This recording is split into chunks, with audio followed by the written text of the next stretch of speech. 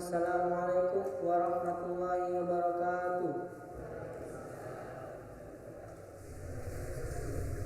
Innal hamdalillah nahmaduhu wa nasta'inuhu wa nastaghfiruh wa na'udzu billahi min shururi anfusina wa min sayyiati a'malina may yahdihillahu fala mudilla lahu wa may yudlil fala hadiya lahu. Asyhadu an la ilaha illallah wahdahu la syarika lahu wa asyhadu anna Muhammadan abduhu wa rasuluh. La nabiyya wa la rasula ba'dahu. Amma ba'du. Awalan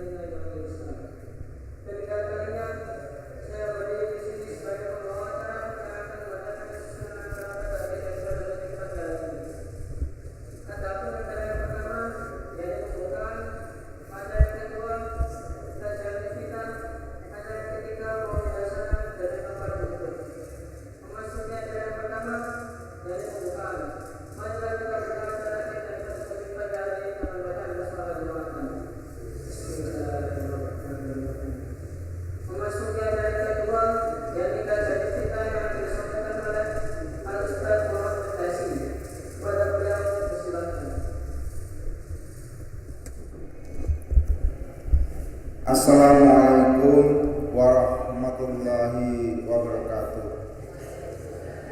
Bismillahirrahmanirrahim. Alhamdulillahirabbil alamin. Nahmaduhu haqqa hamdih wa nashkuru haqqa syukrih wa na'udzu billahi min syururi anfusina wa min sayyiati a'malina may yahdihillahu fala mudilla lahu wa may yudlil fala hadiya lahu. Asyhadu an la ilaha illallah wa asyhadu anna Muhammadan abduhu wa rasuluh la nabiyya ba'da. Amma ba'du. Yang kita hormati bersama Ustaz Dr. Haji Zainul Muslimin. Beliau ini adalah ketua Lazismu, Lembaga Amil Zakat Infak dan Sedekah pimpinan wilayah Muhammadiyah Jawa Timur, yang salah satu anggotanya Pak Masruh. Ustadz Masruh ini juga anggotanya Lazismu Jawa Timur. Beliau baru datang tadi malam dari Bandung, jadi kalau nanti minta oleh-oleh Bandung mungkin masih bawa oleh-olehnya gitu. Para jamaah yang dimuliakan oleh Allah SWT, jamaah kajian Ahad pagi Fajar Sotik Masjidul Azhar Sedati Ngoro yang dimuliakan oleh Allah SWT. Mari tidak pernah berhenti kita senantiasa menjadikan puja dan bersyukur kepada Allah SWT atas berbagai rahmat, karunia dan maunahnya, sehingga kita bisa bermuajah di dalam majlis yang sangat mulia ini.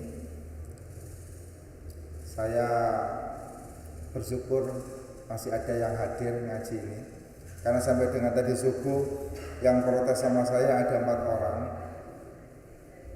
Kemarin saat mengumumkan pertama adanya pengajian ini, ada yang bukan bertanya, lebih tepatnya itu saya di-share keputusan PP Muhammadiyah yang melarang ada Jumatan.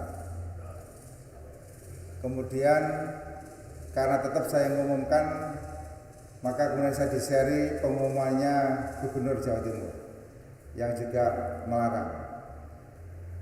Kemudian karena sampai tadi malam tidak ada, saya membatalkan, saya di-share keputusannya pimpinan wilayah NU. Jadi sudah Muhammadiyah, pemerintah, kemudian NU. Karena tetap tidak ada pembatalan, tadi pagi saya di WA begini, Mas Midan ini sebenarnya ikut alirannya siapa? Jadi NU Muhammadiyah enggak, pemerintah enggak, NU enggak, kira-kira melok alirannya siapa? Saya tidak jawab, tapi kok enggak menarik kalau enggak dijawab, maka saya jawabi yang penting bukan aliran sesat gitu. Jadi mudah-mudahan yang hadir ini adalah bukan aliran sesat dan bukan langkah kita jumowo untuk kemudian menyombongkan diri. Tadi mungkin barangkali kalau yang mau foto-foto mungkin tetap harus dengan diberi hashtag, kita tetap harus waspada dengan virus corona ini, karena barangkali mungkin di antara kita yang paling tua hari ini, mungkin nggak tahu siapa yang paling tua di antara kita, atau saudara kita ada yang paling tua, atau tetangga kita, atau sahabat kita yang lain yang paling tua. Saya yakin di dalam kurun waktu 100 tahun ini hampir kita tidak menemukan kejadian serupa yang kita hadapi saat ini. Kejadian ini kalau urusan pagebluk, urusan pandemi, urusan berkaitan dengan berbagai adanya sebuah penyakit menular, itu dari masa ke masa selalu ada. Bahkan di masanya Nabi Musa, di masanya Nabi Muhammad, di para masa-masa terdahulu pun juga ada situasi yang seperti kita hadapi ini.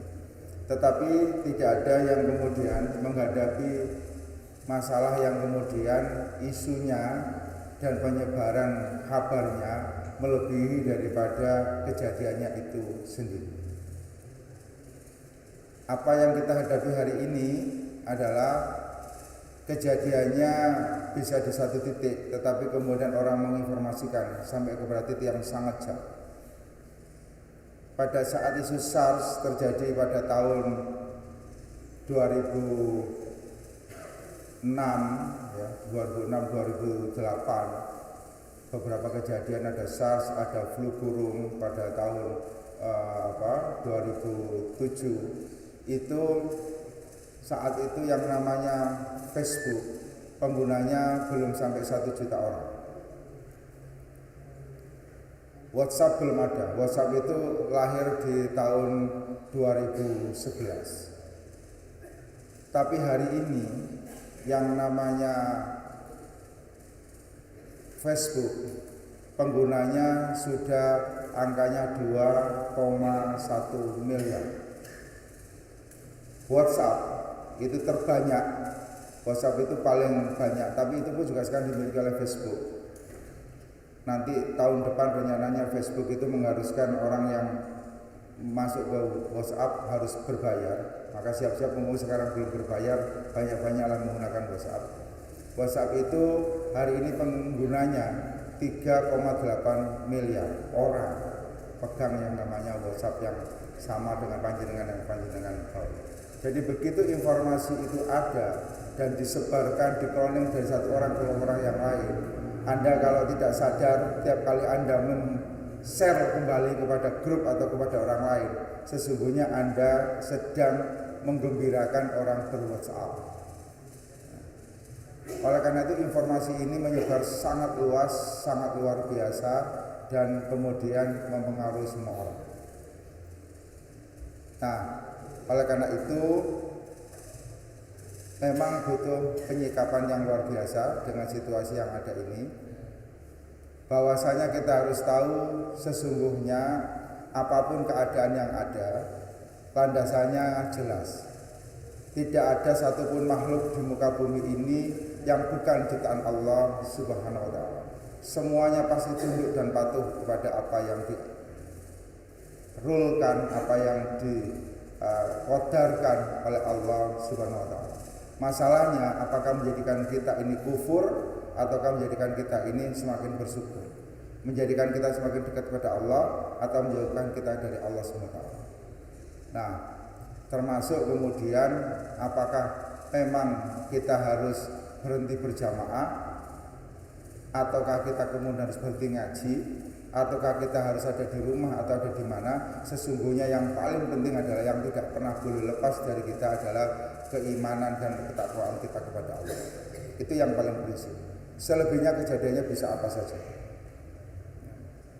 Karena kita ada di rumah dan kita tidak ada di rumah, kematian itu pasti datang. Tapi inilah kejadian di mana kita diajarkan oleh Allah SWT Sesungguhnya kalau Allah berkehendak, kita tidak bisa berkuasa apa-apa. Fa idza jaa ajaluha, kalau sudah itu nyampe kepada kita nggak bisa penundaan dan nggak mungkin bisa memajukan. Sesungguhnya kalau mau ditanya, kita ini semua kan camat. Ya. Cuma kita nggak tahu daftar antriannya ke siapa. Cepetan saya atau cepetan panjenengan. Cepetan yang panjenengan atau cepetan yang saya. Itu tiap hari sesungguhnya jadi pertanyaan. Tetapi kalau ada kejadian seperti ini, seolah-olah memang kematian itu adalah sangat dekat. Dan manusia itu selalu takut dengan kematian, tetapi lupa dengan apa yang harus dipersiapkan. Allah mengingatkan kepada kita di surat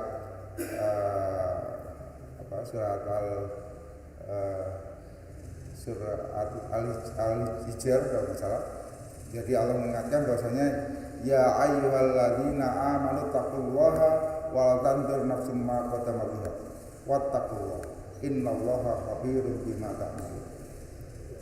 Jadi kita diingatkan oleh Allah, sesungguhnya persiapkanlah diri kita masing-masing untuk menghadapi yang namanya di mana kita akan bertemu dengan Allah SWT.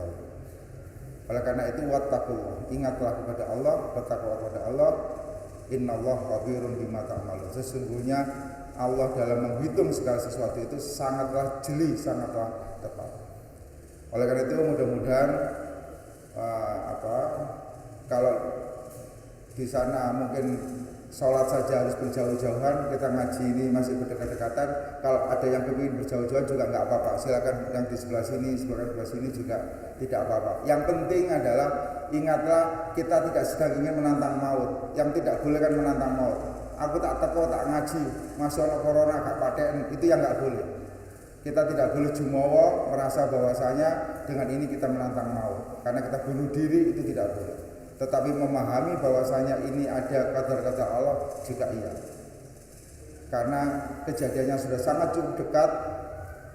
Hari ini kita menerima fakta Surabaya yang sedemikian rupa, Malang itu sumber coronanya katanya anak saya itu berasal dari kantor kecamatan Pandaan.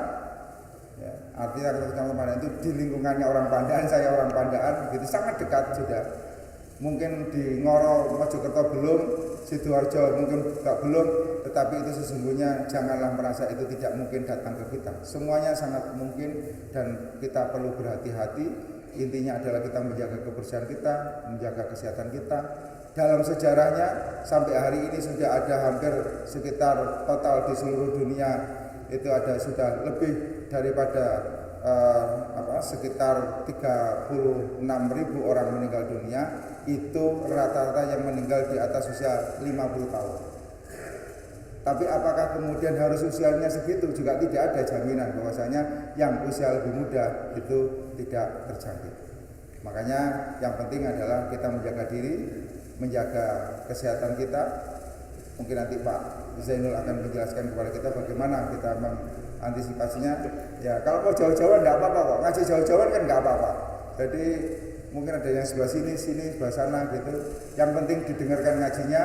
Yang paling utama adalah kita pulang dari ngaji ini semakin kita bertakwa kepada Allah Subhanahu wa Ta'ala. Saya rasa mungkin itu yang paling utama. Dan kita bersyukur hari ini ada Pak Zainul. Pak Zainul ini dokter yang urusan juga bagaimana tentang hewan juga ngerti, urusan berkaitan dengan manusia ngerti, bagaimana terjadi mutasi gen dari hewan kepada manusia beliau juga paham. Dan mudah-mudahan ilmu kita semakin bertambah dan semakin kita mengimani kepada Allah Subhanahu wa Ta'ala. Dari saya sementara cukup sekian dulu. Mudah-mudahan apa yang kita lakukan mendapatkan bimbingan dan petunjuk Allah Subhanahu wa Ta'ala. Mudah-mudahan kita dijauhkan dari berbagai penyakit yang kemudian menjadikan kita kufur kepada Allah Subhanahu wa Ta'ala. Mudah-mudahan kita senantiasa diberi dilindungan oleh Allah Subhanahu wa Ta'ala dari berbagai kejahatan-kejahatan makhluknya. Mudah-mudahan kita senantiasa semakin hari semakin beriman kepada Allah Subhanahu wa Ta'ala dan menjadikan kita pada saatnya kalau kita harus dijemput azal, mudah-mudahan kita termasuk yang husnul khotimah. Kemudian kita menuju kepada ridwan Allah, menjadi orang-orang yang dimasukkan di dalam Jannatul Na'im, surga yang ma'agung yang dijamin oleh Allah SWT. Rabbana atina fid dunya hasanah wa fil akhirati hasanah wa qina adzabannar. Wassalamualaikum warahmatullahi wabarakatuh.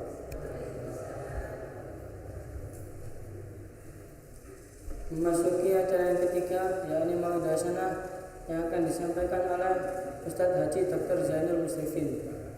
Beliau adalah Ketua Laismu Pimpinan Wilayah Muhammadiyah Jawa Timur. Kepada beliau waktu dan tempat kami silakan. Assalamualaikum warahmatullahi wabarakatuh.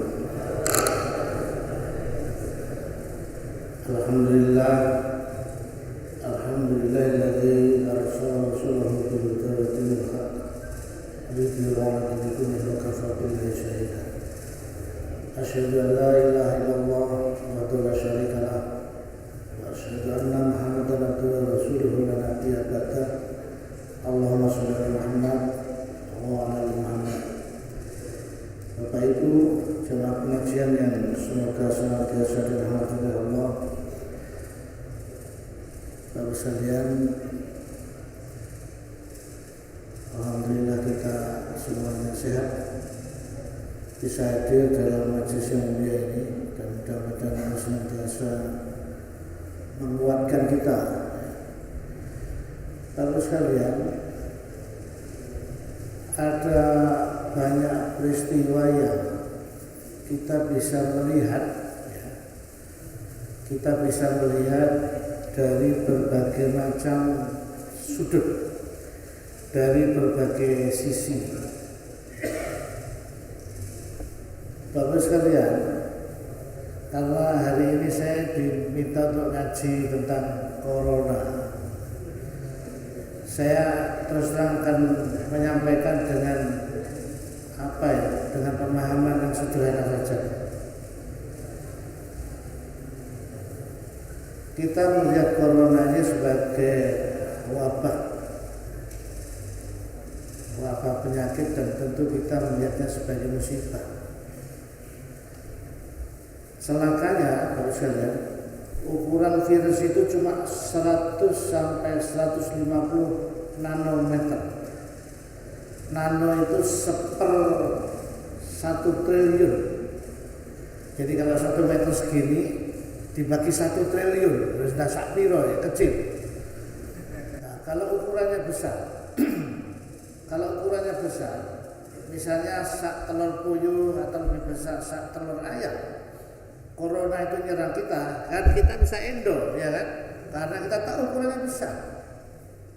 Ini ukurannya kecil, ukurannya sangat kecil.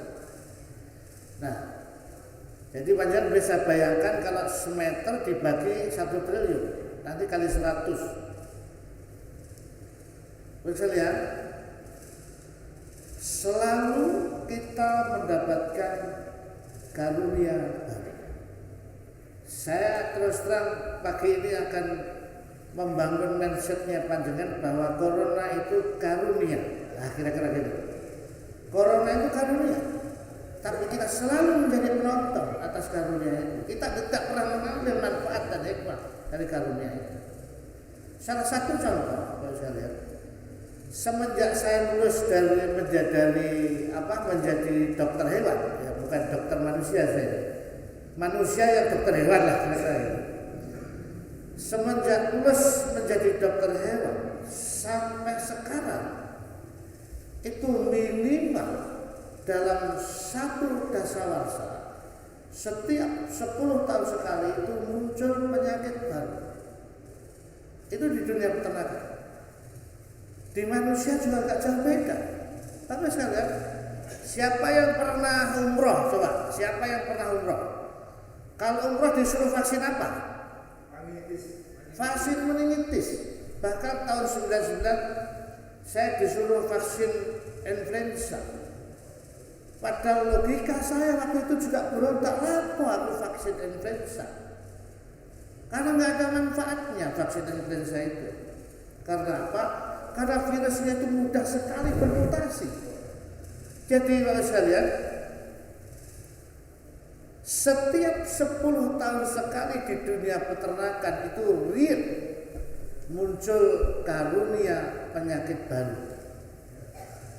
Mulai namanya EDS 76, Edrop Syndrome 76, kemudian Gumboro, atau kalau bahasa Inggrisnya itu IBD, Infectious Bursal Disease. Kalau di manusia namanya HIV. HIV kan muncul juga di manusia. Di ayam sebelum HIV muncul di manusia, di ayam sudah muncul duluan. Namanya Gumboro atau Infectious Bursal Disease, di mana kalau saya lihat organ yang paling penting di dalam tubuh si ayam itu untuk membentuk kekebalan itu dihajar habis sehingga dia tidak bisa membentuk kekebalan. EDS 76, Gumboro, kemudian flu burung. Nah, sebelum muncul di manusia SARS itu atau flu burung, itu sudah muncul duluan namanya flu burung akibat virus H5N1. Lalu saya mencoba memperhatikan, kalau saya lihat ini tentang penyakit. Saya beri gambaran ke panjenengan tentang bencana Gunung Kelut. Saya tadi coba-coba bencana yang bisa kita lihat dengan kasat mata, bentuk bencananya dan kemudian juga akibatnya, itu adalah letusan Gunung Kelut 14 Februari 2014. Gunung Kelut meletus. Berapa jumlah pasir yang disemburkan? Kalau saya lihat jumlah pasir yang disemburkan itu 100 sampai 200 juta meter kubik. Ini saya ambil data yang ditulis oleh Mbah Surono. Mbah Surono yang ahli vulkanologi. Nah, misalnya saking besarnya tekanan itu, pasir yang 200 juta meter kubik. Misalnya saya tanya ke panjenengan, kalau truk yang besar-besar itu yang ambil pasir dari atas itu yang apa? Itu namanya truk apa sih? Ya Allah, dump truk yang besar. Itu muat berapa kubik? Palingan 10 kubik kan. Kalau diesel yang 45 kubik.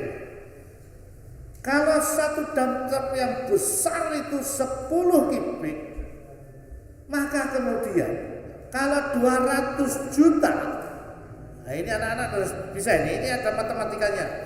Kalau 200 juta meter kubik, maka berapa juta truk pasirnya? Kalau satu truknya itu 10 meter kubik. Nah ini gampang ini, saya bikin angkanya gampang supaya baginya gampang. Ayo Teh, berapa? Ayo. 200 juta meter kubik pasir disemburkan oleh Gunung Kelut. Kalau satu dump truk itu muatnya 10 meter kubik, maka ada berapa dump truk pasir yang disemburkan oleh Gunung Kelut? Ayo, 200 juta dibagi 10, pira? Ya? 20 juta. Ini baru ngitung juta kok angel mendong. Ada 20 juta dump truk yang disemburkan oleh Gunung Kelut tadi. Dengan tekanan yang sangat besar itu dilempar ke atas itu setinggi 17 km. 17 km persegi itu ya 17 km itu ya kalau meternya ya kali 1000, 17.000 meter ke atas. Sehingga apa? Sehingga oleh Allah dilempar ke atas sangat tinggi. Kemudian yang 200 juta meter kubik itu bisa menyebar merata seluruh Jawa Timur, Jawa Tengah sampai ke Jawa Barat, sampai ke Tasik. Kita menyebut itu musibah yang luar biasa. Lalu sekalian jangan tanya sekarang, satu dump truk pasir tanah uruk itu harganya berapa? Ada 2 juta? Saya tanya kalau diesel pasir, satu kalau diesel pasir itu 800.000, itu biar kira-kira setahun yang lalu 800.000. supaya gampang hitungnya 1,5 juta ya, gak salah larang 2 juta. Kalau 10 meter kubik itu harganya 1,5 juta, kali 10 juta, kali 20 juta, kan ada 20 juta truk. 1,5 juta kali 20 juta itu berapa? Halo? 30 berapa? Juta. 1,5 juta kali 20 juta dan truk, kali 20 juta, jadi uangnya jadi berapa ya? Sing iso ngitung cuma Pak Rafiq aja. Ini mohon maaf ini saya terus terang agak serius. Begini Pak saya. Kita ini diajari oleh Allah untuk berdoa fid dunya hasanah wa fil akhirati hasanah. Kita juga diajari berdoa Allahumma inni as'aluka rizqan wasi'an. Tidak cukup hanya itu, wa halalan thayyiban. Pokoknya untuk urusan rezeki, untuk urusan dunia ini kita diajari Allah minta sakwakai seluas-luasnya.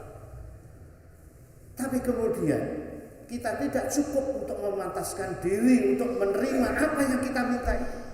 Mohon maaf, karena apa? Karena orang yang terkaya di Indonesia itu kekayaannya 420 triliun. Budi Hartono dan Michael Hartono pemilik DCA itu kekayaannya 420 triliun. Lalu kemudian kita ngitung triliunnya gak iso. Dan kita minta rezeki yang luas, ya kan? Maka kita tidak pernah dikasih oleh Allah triliun. Karena apa? Gak iso ngitung. Kita tidak cukup upaya untuk memantaskan diri bahwa kita pantas menerima karunia Allah yang kita minta itu. Terkait dengan ini. Nah, Pak sekalian, setiap peristiwa itu ada karunia kehendak Allah. Kita hafal betul lah. Setiap daun kering yang jatuh itu atas kehendak. Lalu kemudian, Bapak sekalian, kita melihat yang kita menyebut berulang-ulang di media cetak televisi bahwa letusan bencana, letusan gunung itu. Sehingga persepsi kita, mindset kita itu karena bencana, maka kita menjadi orang yang menderita dengan bencana itu. Nah, beda dengan Mbah Suron yang ahli vulkanologi itu. Beliau melihat bukan bencana ini, katanya begini. Ini atas kehendak Allah, ini atas kebaikan, gitu kan. Ini atas kepatuhan dan ketundukan Gunung Kelut terhadap perintah Allah untuk apa? Untuk menebar manfaat. Karena apa? Karena Mbah Surono tidak melihat yang disebar oleh Gunung Kelut tadi berupa pasir, tapi pupuk menurut beliau. Pupuk bukan pasir itu. Kalau pasir murah saja, satu damkar cuma 1,5 juta. Dan kita mendapatkan 30 triliun. Catatannya di Pemprov gitu. Kerugian akibat meletusnya Gunung Kelut itu hanya 1 triliun. Jadi itu musibah atau karunia? Ya. Kalau kerugiannya 1 triliun, sedang yang kita dapatkan 30 triliun, itu musibah atau karunia? Ini karunia. Kalau saya melihatnya itu sebagai pasir. Kalau Mbah Surono melihatnya sebagai pupuk, itu kan per kilo, jauh lebih tinggi. Saya hitung itu ratusan triliun. Ratusan triliun kalau itu kita hitung sebagai pupuk. Nah, Bapak sekalian, ini tentang Gunung Kelut yang kita lihat dengan jelas fisiknya. Fisik penyebab kebencanaan dan fisik yang kita melihat akibat dari bencana itu.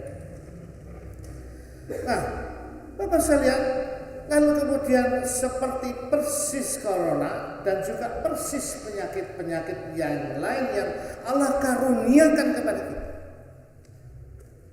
Nah, setelah muncul penyakit baru itu Bapak sekalian, lalu kemudian muncul industri vaksin. Vaksin itu dibuat dari apa? Ya dibuat dari bibit penyakit yang Allah karuniakan itu. Jadi ketika muncul penyakit baru kalau di manusia, corona yang terakhir, sekarang ini para ahli sedang kemudian memanen corona itu. Jadi corona itu dipanen, Pak Ustaz. Dipanen, dipilah betul, diambil yang kemudian tidak tercemar oleh yang lain, betul-betul dimurnikan, dipanen, kemudian dibiarkan. Setelah dibiarkan dapat buahnya itu baru dilemahkan. Maka itu namanya jadi vaksin. Setelah dilemahkan, kalau saya lihat dia dicoba seberapa kuat supaya dapat vaksin yang bisa menggertak kekebalan manusia.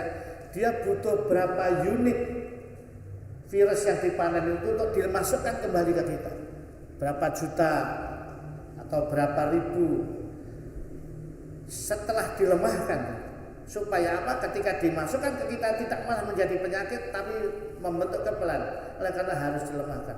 Setelah kemudian dicek bisa menimbulkan kekebalan yang cukup kuat, baru kemudian dicek lanjutan lebih lama lagi dan lebih banyak sampelnya. Itu keselamatan, selamat pokok, aman pokok.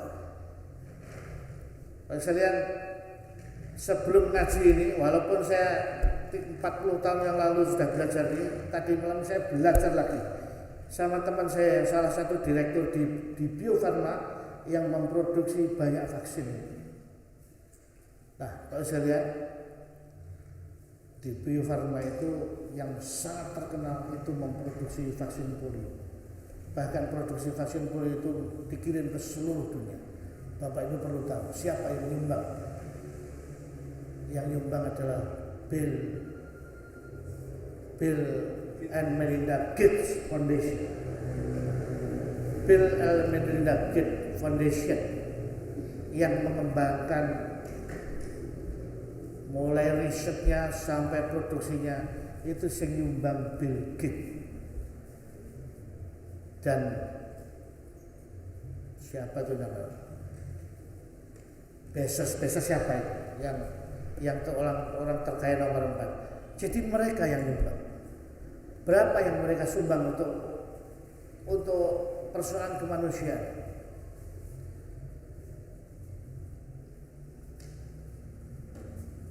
Yang punya Amazon itu menyumbang 80 miliar US dollar. Dari kekayaannya yang 86,2 miliar US dollar. Kalau saya lihat kalau 80 miliar US dollar sekarang dolarnya 15.000 terus jadi berapa triliun? 1.200 triliun. Dan dia mengajak teman-temannya yang pengusaha untuk melakukan hal yang sama. Nah, Bapak sekalian, saya kembali tadi ke pembuatan vaksin. Setelah muncul penyakit-penyakit baru itu, mulai tahun 85 ketika saya terjun di dunia penerangan sampai sekarang, itu setidaknya sudah muncul 6 vaksin baru. Sehingga apa? Sehingga setiap orang yang beternak ayam petelur, dia harus melakukan vaksinasi terhadap 6 penyakit baru. 6 vaksin ini harus kita lakukan, kalau enggak maka bersiap-siap gulung tikar akan bisa diserang oleh penyakit baru. Lalu berapa biayanya? Biayanya per ekor untuk 6 itu tidak kurang dari Rp6.000 per ekor. Ada bermiliar-miliar ayam yang harus divaksin. 1 miliar saja kalau saya lihat. Kalau kemudian 6.000 per ekor, maka industri itu setiap periode angkatan itu 6 triliun. Kalau saya lihat penduduk bumi ini berapa? 9 miliar atau 12 miliar? Siapapun yang menciptakan, yang bisa mengambil hikmah yang kita mempersepsi sebagai wabah corona itu, saya lihat, dia bisa memproduksi vaksin corona, Vaksin meningitis itu kalau nggak salah sekarang 350.000. Oke lah 200.000 saja meningitis. Vaksin influenza dulu yang mirip-mirip dengan corona itu influenza. Tahun 9 itu saya kena 250.000. Oke lah tidak usah 250.000, 100.000 saja. Kalau separuh penduduk bumi yang hampir 5 miliar harus divaksin, lalu berapa uang? 100.000 kali 5 miliar. Hanya sembuh Pak Janul itu dewe akeh. 500 triliun, bayangkan. 500 triliun. Ini karunia yang luar biasa, tapi kita selalu menjadi penonton Pak Besar. Karena apa? Karena kita ketika menghadap fakta karunia itu, bukankah bisa lihat semua yang Allah karuniakan itu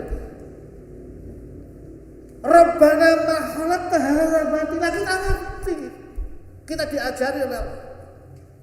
Rabbana ma khalaqta hadza batila. Kalau orang ulil albab, orang yang cerdas itu, seluruh ciptaan Allah itu tanda-tanda ciptaan Allah itu, dia bisa melihat kemahabesaran Allah. Dan kemudian kita mengatakan Rabbana ma khalaqta hadza batila.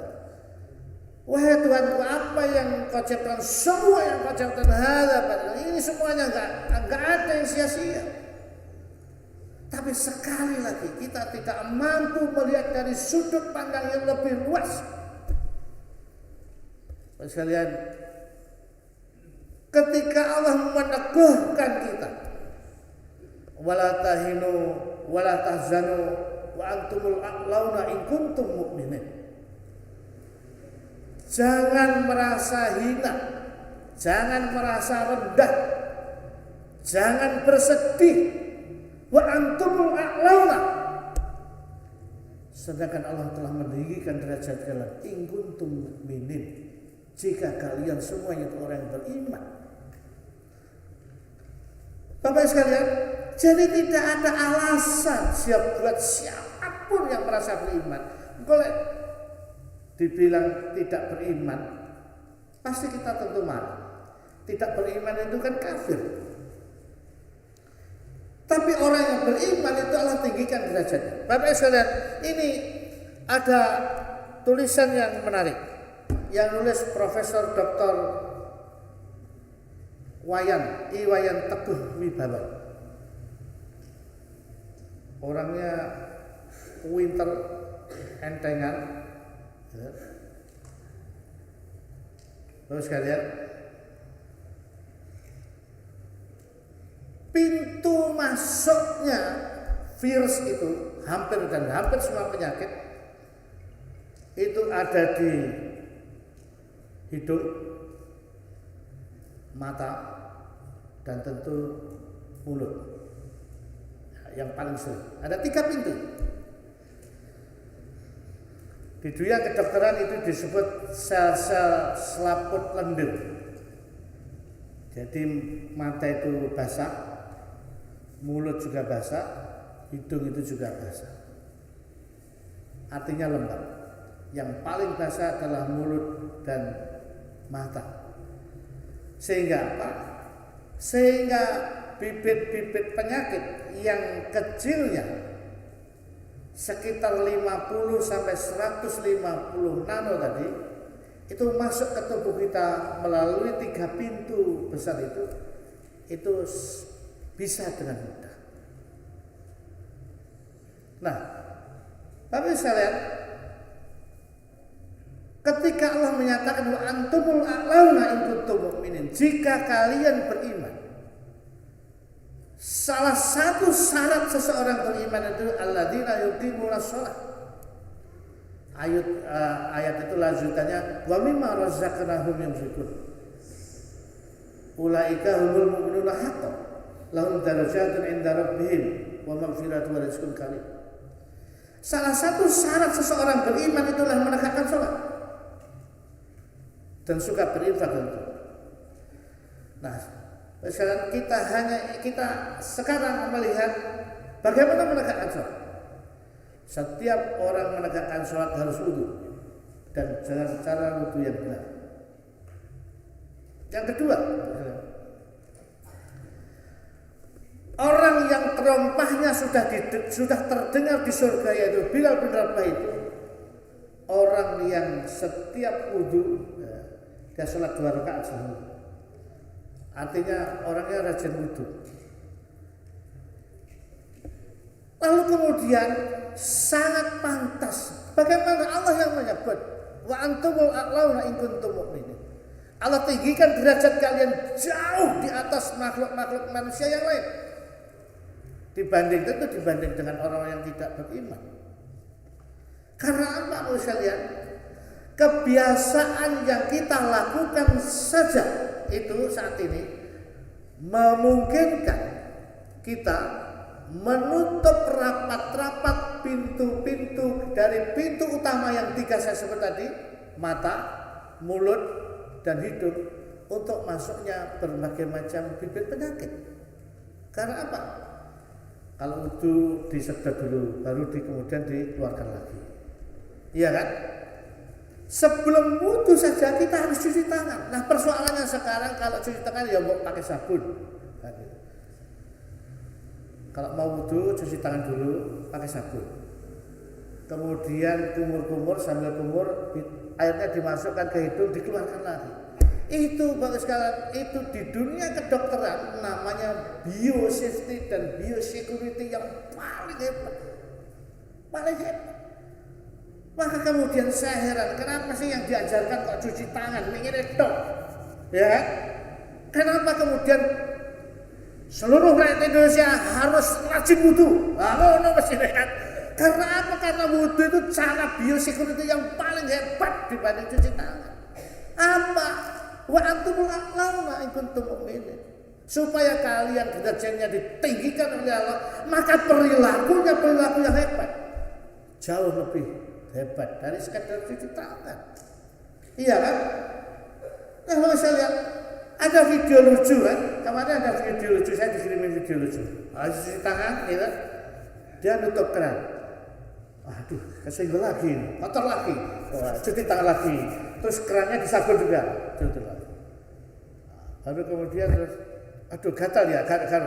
Aduh, kena kontaminasi lagi. Wah, cuci tangan lagi, pakai sabun lagi, kemudian baru termasuk mukanya disabun lagi. Sampai gak mari-mari kabeh. Itu sepertinya lucu. Coba kalau kemudian diterapkan wudu, Pak Ustaz. Wah, dahsyat. Seluruh rakyat sing garai corona mlebu itu orang-orang yang gak pernah wudu itu.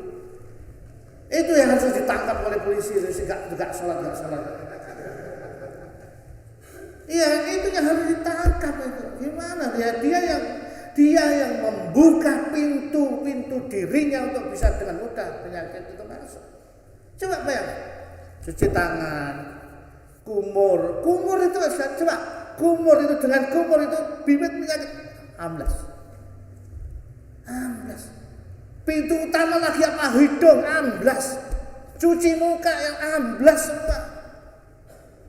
Jadi Mas lihat, saya terus terang gara-gara ngomong begini, kalau lagi ke belakang yang nggak enak itu kalau pas lagi pakai sepatu, gitu, pakai baju panjang rapi atau jas-jasan, waduh, mari ngajak wudu, pas sepatuan, waduh, coba sepatu lagi, coba jas. Jadi supaya kita senantiasa punya wudu, pokoknya batal wudu, maka insya Allah corona hilang. Takut. Karena apa? Karena pintu utamanya, sekali lagi pintu yang kedua, ini dari perilaku kebiasaan yang kita bangun. Kira-kira wudu itu sehari kita lakukan berapa kali, Pak? Minimal berapa kali? Minimal bisa 5 kali kan? Minim 5 kali. Apa kayak setuek kayak saya gini. Entar kentut, besar, wah bisa berkali-kali wudu.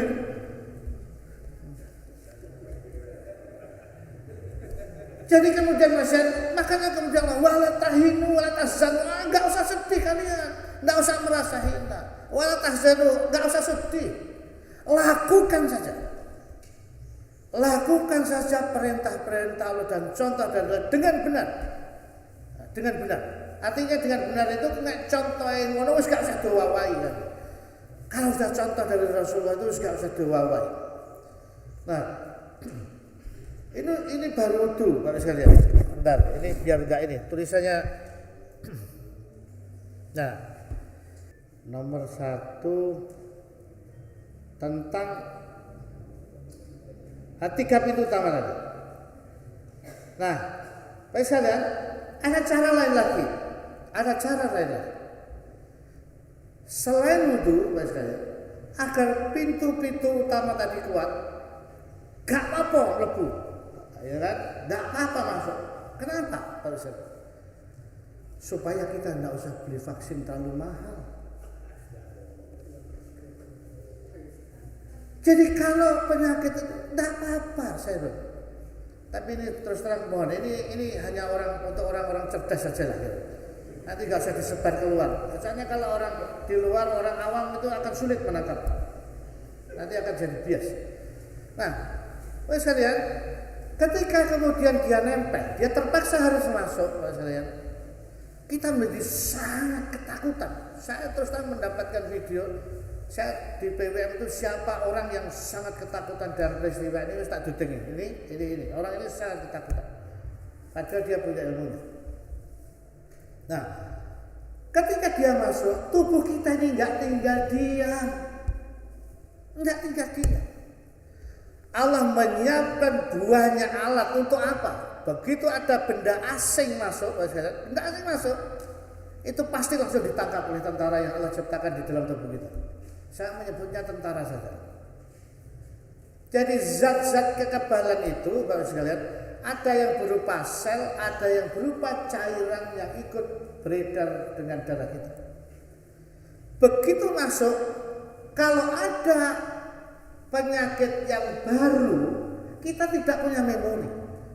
Bapak sekalian, setiap ada penyakit yang masuk itu baru, yang otomatis di tubuh kita itu akan membentuk kekebalan yang berupa cairan, dan yang kedua berupa sel, yang ketiga dia membentuk memori, cetakan.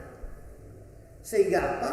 Sehingga kalau penyakit tadi masuk lagi, kita sudah punya memori cetakannya, dan memori ini langsung menangkap itu, oh kan wingi mlebu ya.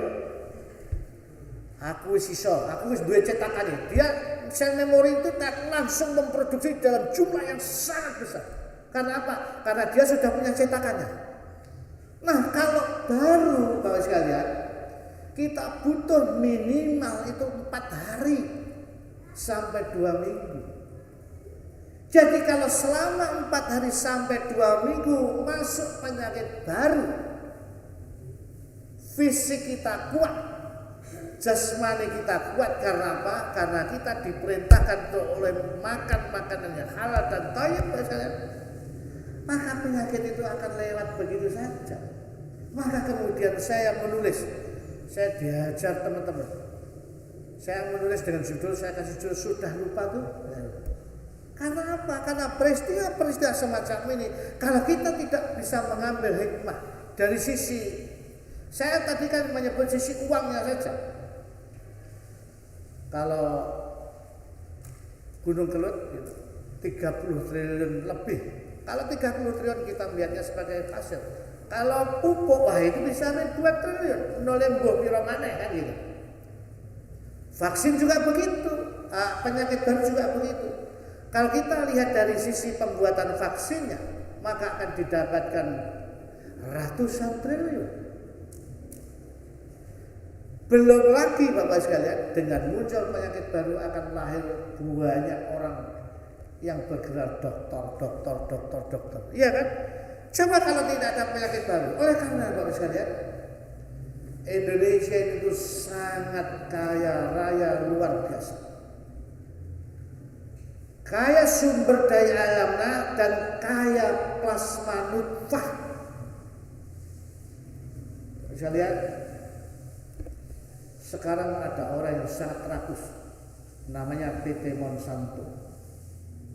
Monsanto itu mengebiri hampir semua benih yang ada di muka bumi itu dia kebiri, ya bisa-bisa. Di otak-atik sama dia, benih-benih itu di otak-atik sama dia, sehingga apa? Sehingga kita hanya bisa menanam ketika kita harus beli benih sama mereka. Zaman saya kecil TK, misalnya, mbah saya kalau mau nanam padi atau nanam jagung, panenan yang hari ini beliau pilih dari bulir padi yang paling bagus atau jagung yang paling bagus, kemudian dikeringkan, digantung di atas dapur. Nanti setelah musim hujan berikutnya, bibit yang dipilih ini dipanen, ditanam lagi, masih bisa tumbuh. Sekarang panjenengan tidak bisa melakukan itu.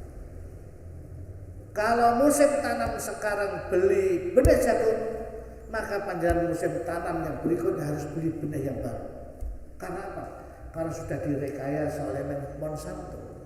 Dan Monsanto menguasai 60% benih seluruh dunia. Dia kuasai. Mulai kapas, jagung, beras, kedelai, semua dikuasai. Direkayasa, kemudian panjenengan tidak bisa begitu mudah menanam. Habis. Nah, baru saya lihat. Jadi kembali ke corona tadi. Pintu-pintu kita sudah jaga. Dengan apa? Dengan perilaku-perilaku yang Allah telah tetapkan. Dengan perilaku-perilaku yang Allah telah syariatkan. Dan perilaku kita itu enggak gratis. Coba ketika kita rajin wudu, Allah jamin terompahnya saja sudah terdengar di surga. Rajin wudu. Sekalian, ketika seseorang melakukan apa yang dia tidak sedang melakukan sesuatu kebermanfaatan untuk dirinya sendiri, tidak. Ketika seseorang melakukan upaya menegakkan syariat, tadi Pak sekalian, selain dirinya terjaga, maka dia menjaga raga-raga yang lain. Dia menjaga saudaranya yang lain, terutama saudaranya yang lemah. Terhadap apa? Terhadap masuknya penyakit baru ini. Jadi Bapak sekalian, kalau ada penyakit baru yang masuk, maka ada 3 yang Allah ciptakan. Tubuh kita akan membentuk kekebalan berupa cairan yang akan beredar bersama pembuluh darah dan berupa sel yang akan dikirim oleh Allah ke pintu-pintu tadi. Jadi ditangkap duluan. Kalau ditangkap di pintu itu nggak atasi, maka berikutnya tentara-tentara yang ada di darah itu yang akan menangkap. Jadi Pak sekalian, hal yang demikian itu saya kira tegas. Wala tahinu wala tahzanu. Tapi tadi juga sudah ditegaskan oleh Pak Mirdas. Kita tidak sedang menantang maut. Karena apa? Karena memang itu kita harus butuh, sekali lagi butuh ikhtiar yang maksimal. Kita butuh memantaskan diri. Sekali lagi kita ini butuh memantaskan diri bahwa kita ini pantas menerima karunia Allah yang kita mintakan itu. Kita minta sehat, ya wudu lah, sering wudu. Nah kira-kira gitulah. Aku gak wedi, tapi gak tahu wudu. Ketak dase ngono.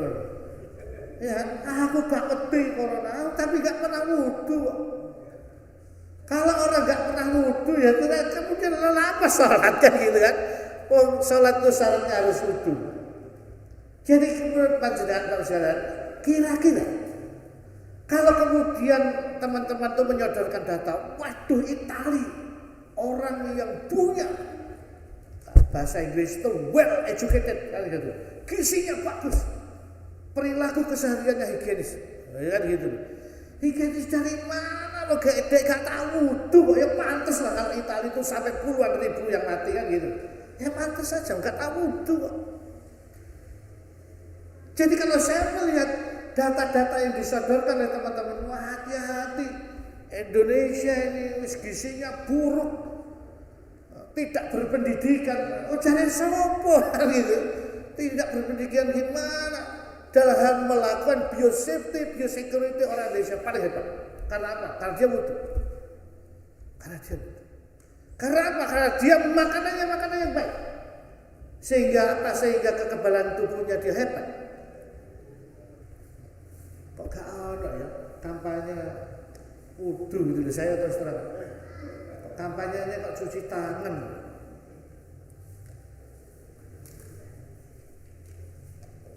Terus saya lihat kemarin saya kemarin di Bandung juga gitu. Saya ngeliat, loh, wong itu kok salate ning terase wong ada yang di jalan, padahal di dalam juga masih kosong. Ternyata tak pikir takut juga ya Jumatan banyak orang. Yang hebat lagi yang di luar tuh ada anak muda yang tinggi besar, banteng, klimis itu, tapi tatonya penuh dua tangannya, tatoan. Ya Jumatan gitu.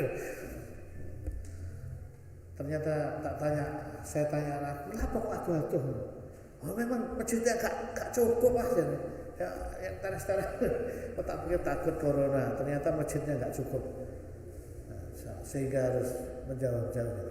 Nah, saya lihat, jadi upaya, mohon maaf, jadi upaya nanti kalau di masjid kita ini ada hand sanitizer. Ada kemudian yang paling efektif itu ternyata cuci tangan pakai sabun, dan itu lebih murah daripada cairan hand sanitizer. Cuci tangan pakai sabun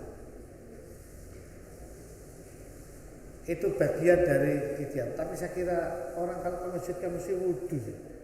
Cuman tolong nanti tempat wudhunya dikasih sabun langsung, biar anak-anak kita juga terbiasa bersihan. Jadi kalau sudah wudhu pakai sabun masuk masjid, apalagi coba maksudnya kita. Ada yang di video itu salaman terus gambarnya hijau kabeh tertular, nek enggak yang merah, wah tertular. Enggak apa-apa saudara. Tertular itu juga enggak apa-apa. Mudah-mudahan dengan tertular itu kita enggak perlu beli vaksin. Asal apa? Asal tubuh kita jaga. Nah, kalau saya lihat selanjutnya, virus itu tidak bisa berbiak di luar tubuh manusia. Jadi dia baru bisa berkembang biak ketika dia masuk ke tubuh kita. Nah, kecuali kita sengaja membuat media biakan, kita tanam di situ untuk membuat vaksin. Nah itu bisa. Nah,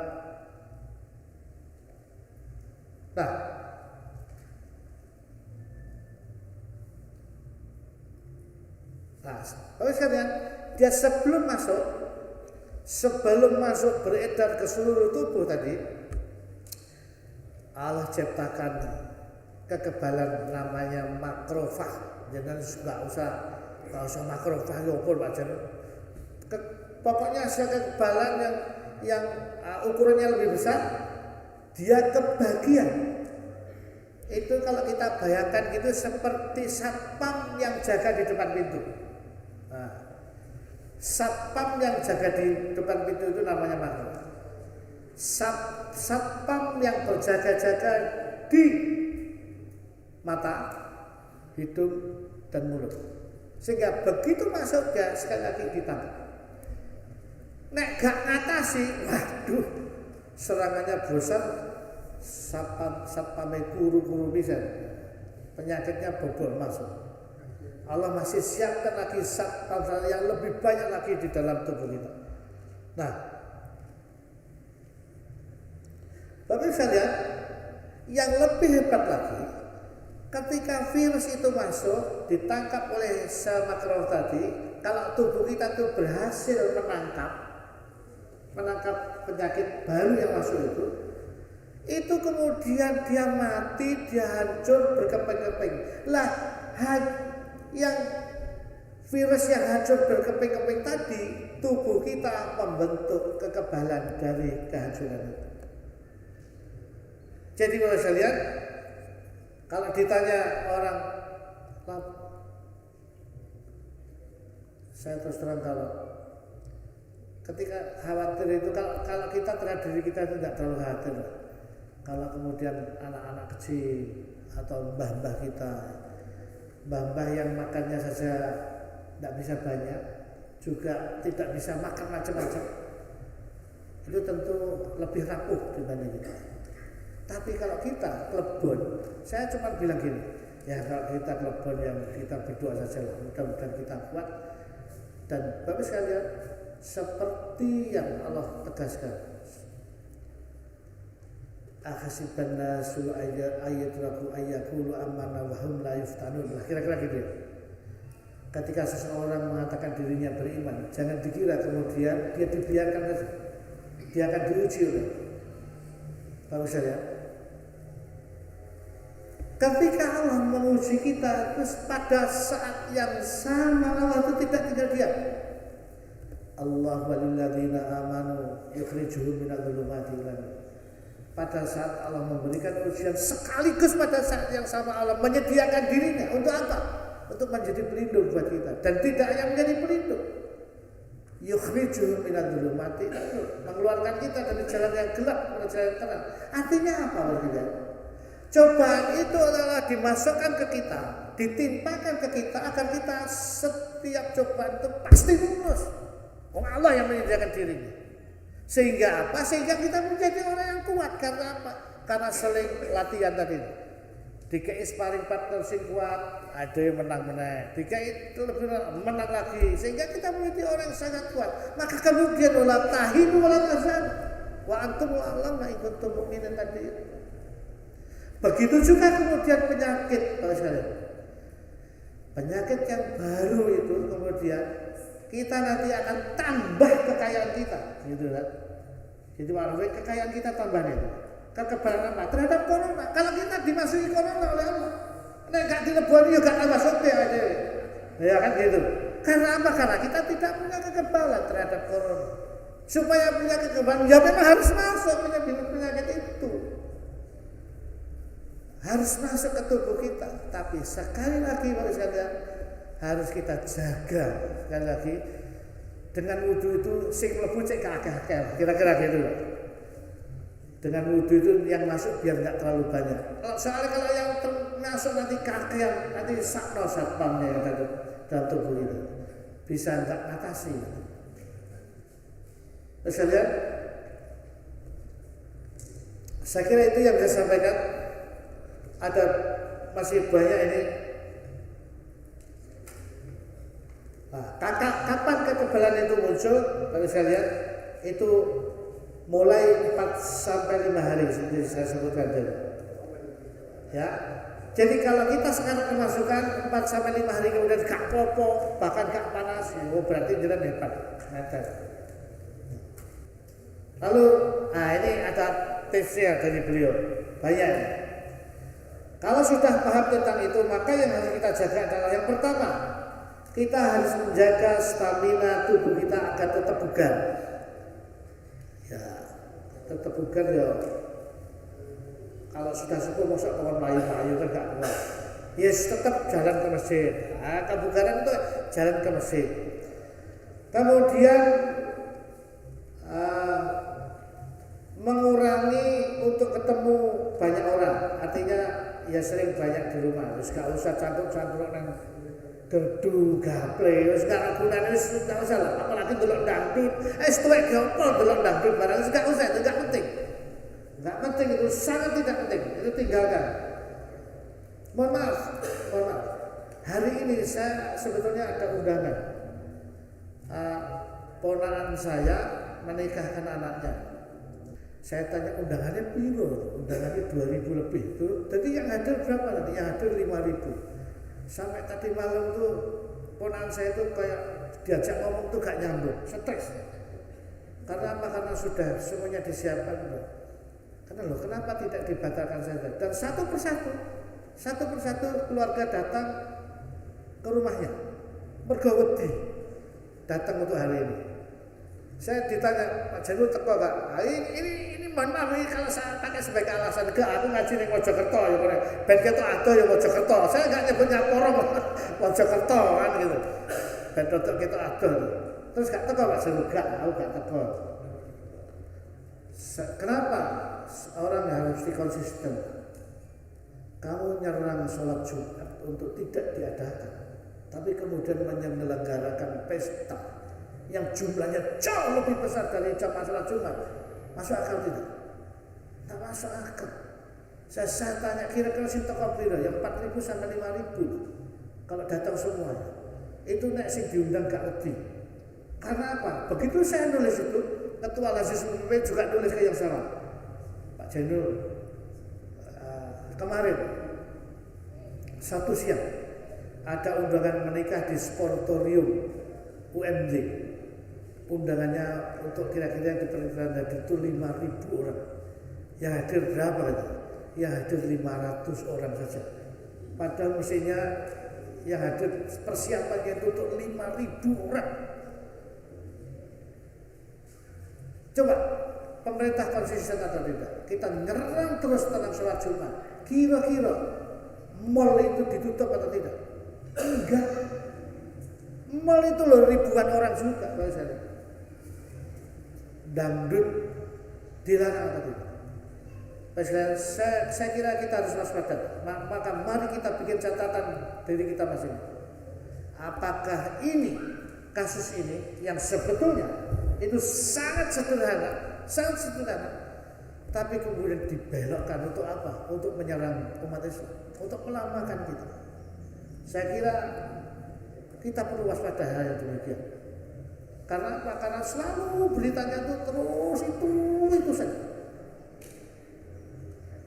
Sampai mohon maaf, yang nggak enak itu, yang nggak nyaman itu, masjid ini tidak menyelenggarakan, masjid ini menyelenggarakan.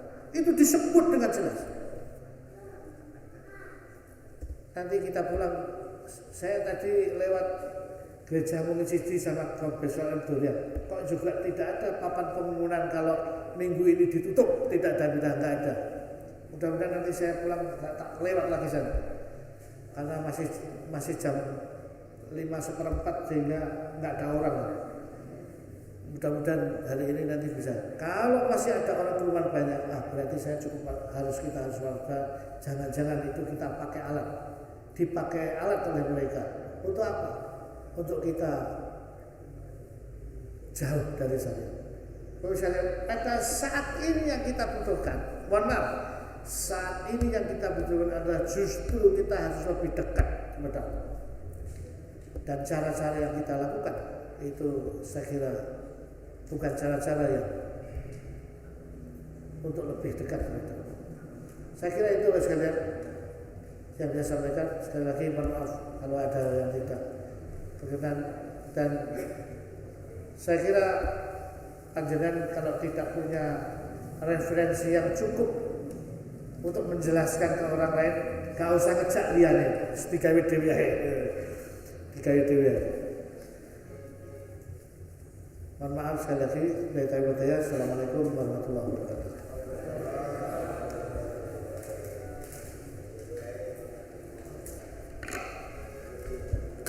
Memasuki acara yang terakhir, yakni penutup. Marilah kita tutup kajian Fajar pagi hari ini dengan bacaan Kafaratul Majlis Jamaatan.